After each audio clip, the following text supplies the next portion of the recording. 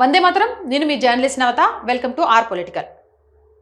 కేరళలో అసలు ప్రజాస్వామ్యం ఉందా లేదా అక్కడ కొత్తగా షరియా చట్టం ఏదైనా తీసుకొచ్చారా? ఎందుకంటే ప్రజాస్వామ్య ప్రభుత్వంలో ప్రతి వ్యక్తి తనకు నచ్చిన సినిమా చూడొచ్చు, తనకు నచ్చినట్టుగా బ్రతకొచ్చు, తనకు నచ్చిన మతాన్ని స్వీకరించవచ్చు బలవంతం లేకుండా. కానీ కేరళలో మాత్రం అందుకు భిన్నంగా జరుగుతుంది. కేరళ స్టోరీ 2 సినిమా అయితే రిలీజ్ అయింది. దానికి సంబంధించి ജഗർത്ത ന്യൂസ് ലോ ഇത് ഒരു എക്സ്ലോ പോസ്റ്റ് ചെയ്താൽ ഞാൻ చూపిస్తా చూడండి. കേരളത്തിൽ നടക്കാത്ത ഒരു കാര്യവുമായി ബന്ധപ്പെട്ടുകൊണ്ട് ഒരു കേരള സ്റ്റോറി എന്ന് പറഞ്ഞ ചിത്രം തയ്യാറാക്കി ആ ചിത്രം കേരളത്തിൽ പ്രദർശിപ്പിച്ച് അത് ഈ നാട്ടിലെ മനുഷ്യന്മാരെ തമ്മിലടിക്കുന്ന പണി നടക്കില്ല.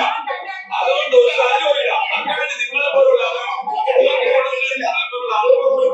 പാടില്ല. ഞങ്ങൾ നിങ്ങളുടെ ആരോഗ്യം അഭിപ്രായം ചെയ്യാറില്ല. പക്ഷെ നിങ്ങൾ ഇത്തരം മാരേജ് പ്രൊമോട്ട് ചെയ്യാൻ വേണ്ടി പാടില്ല. അതുകൊണ്ട് വേറൊന്നുമില്ല. ഈ സിനിമ പ്രദർശിപ്പിക്കാനുള്ള തീരുമാനത്തിൽ തന്നെയാണ് സാധാരണ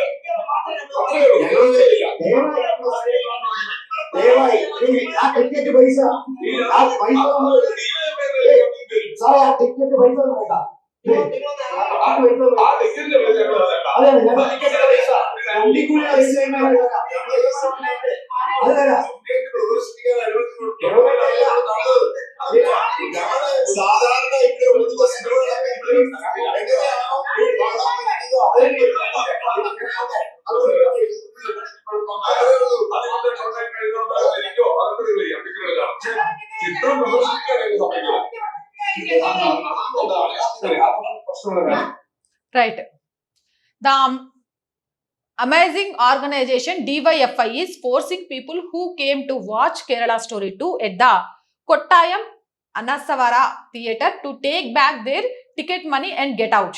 Is this democracy, not allowing someone to watch a movie of their own choice and chasing them out of the theatre? This is fascism. Imposing your own interests on others is real communism. DYFI కి సంబంధించిన వాళ్ళు కొట్టాయంలోని అనస్వారా థియేటర్లో Kerala stories 2 cinema చూడడానికి వచ్చిన వాళ్ళను భయభ్రాంతులకు గురి చేస్తూ మీరు ఎందుకు వచ్చిండ్రు ఈ సినిమాకని వాళ్ళకు టికెట్ డబ్బులు ఇచ్చుకుంటూ ఆ థియేటర్లో నుంచి వాళ్ళని బయటికి పంపించేదాకా వదిలిపెట్టట్లేదట. ఇది నిజంగా కూడా పాసిజం కాకపోతే ప్రజాస్వామ్యమా? ఇది ఎక్కడి ప్రజాస్వామ్యం? దీన్ని ప్రజాస్వామ్యం అంటారా? అంటే ఒక మనిషికి కేరళలో తనకు నచ్చిన సినిమా చూసే హక్కు కూడా లేదా? ఇది ఊహాజనితమైన కథ కాదు, వాస్తవాలు అని చెప్పి దానికి సంబంధించిన వాళ్ళతో బయటకు వచ్చి మాట్లాడుతున్నా కూడా ఎంత పాసిజం, ఎంత కమ్యూనిజం ఉంటే ఈ డివైఎఫ్ఐ లాంటి సంస్థలు ప్రజలను అనగదొక్కాలని చూస్తారు. థియేటర్లకు వెళ్ళి సినిమాలు చూడడానికి కూడా ఆక్షేపణలు పెడతారు. పాపం ఆ పెద్ద ఆయన్ని చూడండి, ఫ్యామిలీతో వచ్చిండ్రు ఇద్దరిని, వాళ్ళని సినిమా చూడనీయకుండా ఆ థియేటర్ నుంచి పంపించేదాకా బెదిరిస్తున్నారా? బెదిరిస్తున్నారు అంటే ప్రజాస్వామ్యంలో బ్రతుకుతున్నట్టేనా? ఇప్పుడు చెప్పండి, ఈ వీడియో అంతా చూసినాక కేరళలో నిజంగా ప్రజాస్వామ్యం ఉందా?